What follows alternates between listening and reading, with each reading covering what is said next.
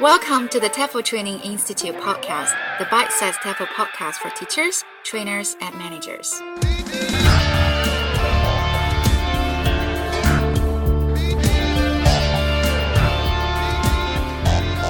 Hi, Allan.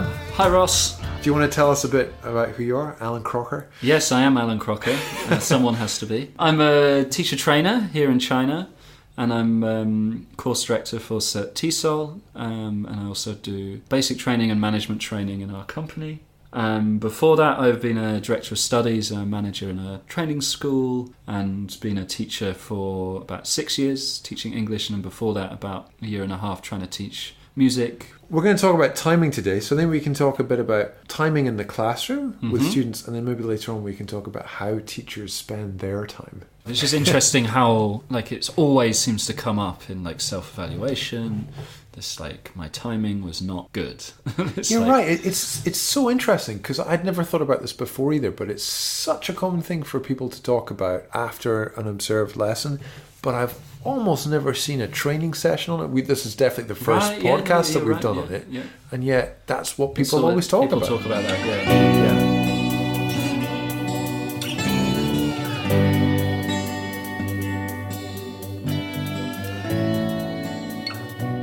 I guess, okay, there's a few areas here. Firstly, my real sort of annoyance, we start with that, is the use of alarms and timers and okay, I'm going to give you 2.5 minutes, and at the end of 2.5 minutes the alarm goes off and they go, have you finished? Luckily, I don't see many people then saying, okay, let's go through the answers, when usually teachers are aware that no one's finished, right? But you put pressure on people, you slightly make them feel bad about themselves if they're not finished within the time. And I think what that comes from is seeing the lesson as yours. It's here's my plan, you're going to be subjected to it, rather than I'm going to help you learn by giving you these exercises. And then it's not how long is this going to take, because that's obvious. Because in my plan it says 2.5 minutes. But the answer is until the students are finished or bored or there's something better to do. And you can judge that other ways. Although to play devil's advocate to this, there is obviously a value to having deadlines. And we obviously see this on teacher training courses when there's assignments. For example, one course I did before where you basically had to hand in 2,500 words every 3 weeks. Nice. And everyone did it on time. And then on other courses that we've seen, you maybe have to hand in 10,000 words after 3 years. And guess what happens?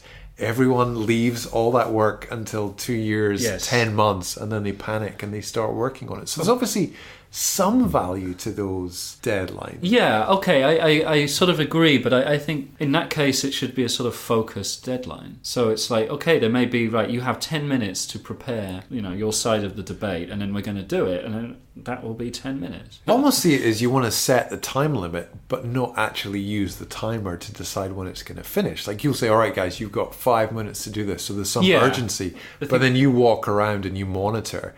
And I don't think I ever set a timer, but I can see when people are close and need to get their skates on and go, right, you got 1 minute left. You're using the times to motivate people to get their skates on, but you're not actually necessarily using a timer to do it. That's sort of one point.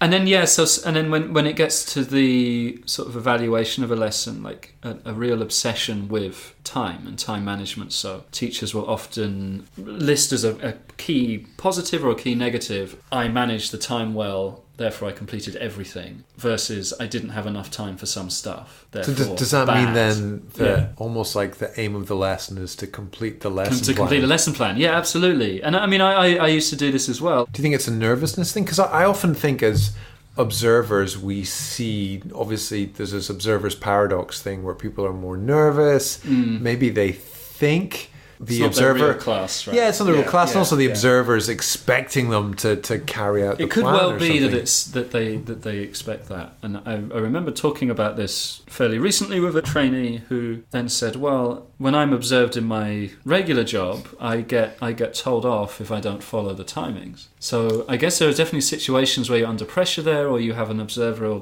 who doesn't really know what they're talking about, if I can say that. And then I guess they see the lesson plan as part of the exam. I think it also comes from a lack of tolerance of ambiguity or intolerance of ambiguity. Talk about that for a minute. I mean, this is Diedrich told me all about this, and I love it. So this is the idea that like some people are tolerant of ambiguity and some people are not, and this is a skill that can be trained. And what it means is, if you have intolerance of ambiguity, it means that you feel threatened when you don't understand, or they have confusion. Something you might do is keep asking questions, you just search for a black and white answer. And I heard with this, it's something I'd come across this before in language learning, and that kids are generally more tolerant of ambiguity, because as a child you're used to not understanding a lot of what's on TV or what your parents are saying. But as an adult, I think, especially with language learning, people get freaked out when it's like, I didn't understand one thing. A very good example of that was a recent lesson, and the learner asked me a question about grammar and phrasal verbs and why we use a certain preposition, and it took quite a while for me to just be essentially know why. Like, you just have to use this preposition with this verb, sorry. And she just wanted to know a reason. So that's a very lack of tolerance for ambiguity. So then what it means here is, it's like, okay, my lesson is on the plan. I can measure my success if I complete it. But it requires a higher level of tolerance of ambiguity to say, the lesson is in the learner's heads. I can't measure that. I've not really got any idea what's going on. Let's just let them work this out and we'll try and explore together. Like, it's really hard to measure. Well, it's impossible to measure, right? So you have to sort of take a leap of faith that, like, they're talking to each other about the task. And something useful is coming out of this. Yeah, if we trust in our methodology, something useful is coming out of that. Let's work with it. That's a lot more tolerant of ambiguity than, I completed the plan, I know I did something, Yeah. So, or the learn, same thing where, like, in a similar way, the teacher might say, as a plus point, learners completed all the exercises correctly. And then me, being an arsehole observer, say, why is that a good thing? But I mean, okay, maybe a tip here for this as a trainer or observer is if someone says, I got through the lesson plan, I did everything on time, you can say, okay, were there any points where you feel the learners could have benefited from more time there? Or conversely, like, I didn't manage to do everything. So, like, was that the plan? Or did you lose time at some point that you shouldn't have done? Or did you plan too much? Like, what was the reason there? And it might often be that, I just planned too much. And it's like, okay, now that's a learning there, as you had a too complicated plan. And there's the areas where time gets lost. So I think these are, firstly, like presentation, where you think it's lasts a minute, but it's actually lasts about 10 and everyone's asleep. Where you like elicit a few things and you just want to ask some questions and then you get sort of stuck there. Answer checking, I see a lot, where it's like, let's go through every damn answer, and you already know they're all right, so let's go deeper or move on and just say, well done. So, I mean, a tip, I guess, would be to, like, record yourself doing that and then listen. It's like your presentation, maybe that takes 7 minutes of you presenting that. Like, that's a bad use of time, I think. This almost seems like a prioritization, or like a value for time. Like, if you could look through your lesson and think about like which minutes was the most learning happening, or which segments had the highest value which for time. Minutes were I not really aware of what was going on. I think that's where the time really matters. But your example there of, like, going through the answers, that seems to be a perfect example of no one learned anything in these 5 minutes. So could you have cut out these 5 minutes? Probably. Well, you can monitor, obviously, and then you say, okay, everyone got everything right, but let's look at number 2, and what do you think about the answer to number 3? Like, give your opinion. So you can still then turn that into a learning opportunity rather than just repeating what they already know. So you mentioned before, like, time becomes a problem when they didn't do, say, the free practice or the core part of the lesson, which then, that's a real issue. A way to get around that is to set a time, which is the latest that the core task can start. I like that. I remember, not that I've done this much, but one of my best friends is into mountain climbing, and the couple of times I've done a mountain with him, never actually gotten to the top, there's always a turnaround time of it. If we're not at the top, like, regardless of where we are, even if we're 50 meters from the top at 4:30, we're turning around. Otherwise, we're going to be walking home in the dark, and someone might break their leg. And I think that's a great metaphor for the free practice is always going to start at least 10 minutes from the end of the class. Come hell or high water. 20 minutes, 15 minutes, whatever it is. And then if you want practice making sure that happens, then set a personal alarm or something that just goes off in your pocket, and then you go, okay, everyone, we're going to... That's so nice. So it's almost like the point of the timer is not for the students. It's for you, right? It's for you, yeah. I think an interesting question to look at, like... Because the thing that we always, I think, say as teacher trainers is, that final activity, you've got to get it done or whatever. Yes.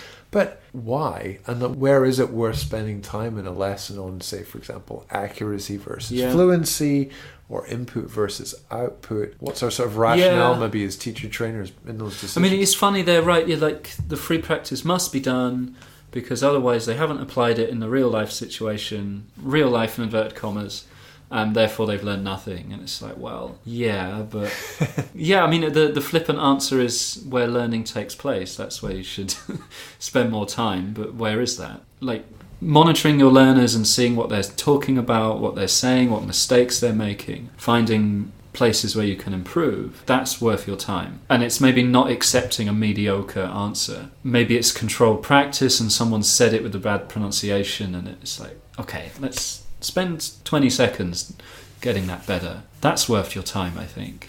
And what else is there to talk about time? Well, I think something interesting with timing is the idea of different timings with different age groups. And I often find that's one of the big challenges going from teaching adults to kids, or kids to adults, or kids of different ages, is realizing that with 3-year-olds, for example, if you have anything that lasts over 5 minutes, that's going to be a big problem. And you need to plan, if it's a 60-minute lesson, you probably need to plan like at least 12 different steps in there. But if you do the same thing with adults, which, I did before, going maybe from teaching young kids to teaching adults, that's way too many stages, and that's just not going to work. And taking into account the attention span of the students of different ages. Yeah. I mean, one advantage of teaching young learners in that regards, I guess, is the kids will tell you. They'll tell you very loudly that they don't want to do this anymore. So in a way, the monitoring becomes quite easy in that respect. Stuff is being thrown, time to move on. Where like adults, well, sort of, you have to listen a bit more carefully. I think another key thing there is almost setting too much, or setting these kind of flexible aims of like saying, try and write, you've got to write at least 3 sentences, or you have to answer at least 7 questions, but maybe there's 12. Yeah. And then if people get to 7 questions and, okay, you need to move on, people still have this sense of, I completed it. They don't have this frustration that I didn't finish. But then you don't get the early finishers just like sitting around and doing nothing. Yeah, and then like maybe people choose different ones and then sharing at the end. Yeah, absolutely.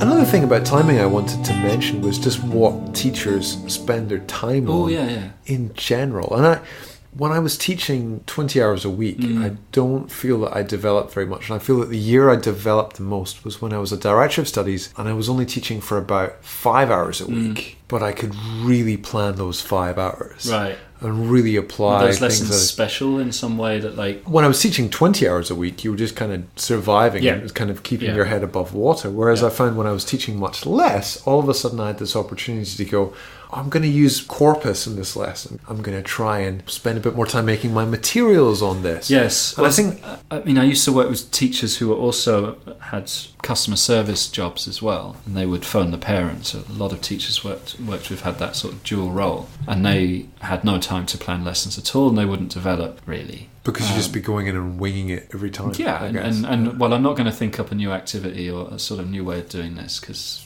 I don't have time. There's almost some sort of teaching hierarchy of needs there, right? Like, I'm going to get survival is first, right? Yeah. So if it's like, if I don't mark the homework or phone the parents, I'm going to get fired. So I'm going to do those things first, and then what's next? Like, write down the vocabulary in 4 activities on the back of a post-it note, and then gradually, if you have the time, then maybe you do have that opportunity to sort of think in more detail and reflect. There's some idiot DOS trying to get you to do like jigsaw activities which involve cutting up bits of paper. Even here, top tip, matching activity, you only need to cut 1/2 of it. The other one you can keep there. Top tip, I've saved you all hours and hours of your life. Wow, that's amazing. I never thought of that before. Really? Yeah, really. Just to drive me mad and see people cutting both sides of it. Like, no, you fool. You just... Obviously, thanks for coming on. My pleasure. For people that want to find out more about you, Twitter, I have nothing. Facebook. No social media presence at all. Wow. Cool. Well, congratulations You'll on see having me on, no on social the streets. media. Yeah.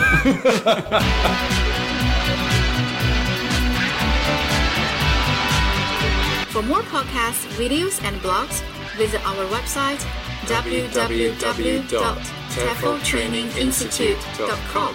If you've got a question or a topic you'd like us to discuss, leave us a comment. And if you want to keep up to date with our latest content, add us on WeChat at Tefo Training Institute. If you enjoyed our podcast, please rate us on iTunes.